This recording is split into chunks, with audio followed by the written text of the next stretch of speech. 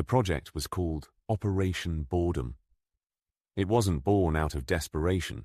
In the year 1978, Earth was a lush, post-scarcity paradise where death had been cured and hunger was a dusty myth found only in history books. We didn't leave because we had to.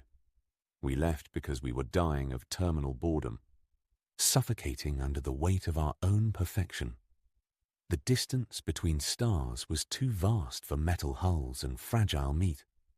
So, we weaponized the only thing in the universe that moves faster than light. Consciousness. It started when we colonized Mars. For centuries, reincarnation had been dismissed as spiritual nonsense, but the red planet turned myth into data. Martian-born children began remembering lives they hadn't lived, reciting the serial numbers of sunken Earth vessels, or weeping for the scent of rain they had never smelled. Scientists finally looked closer, realizing the soul was simply a specific frequency of quantum information, a unique wave function of the self. Death wasn't an end. It was just a signal loss. Once we proved the soul was a broadcast, we realized the solar system was finally open for exploration.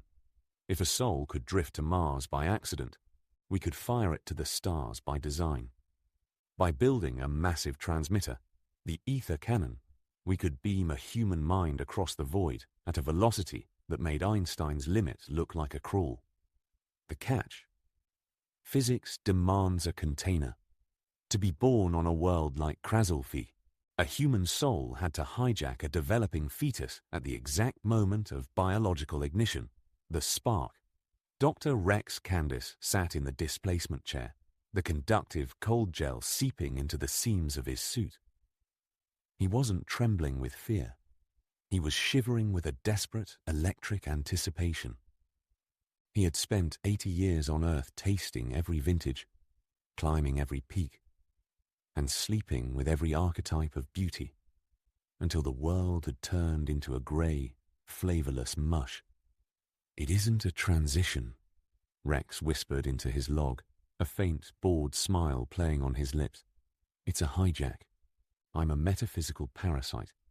To live there, I have to extinguish whatever spark was meant to occupy that body. I will feel it happen. It's the only way I'll know I'm truly alive."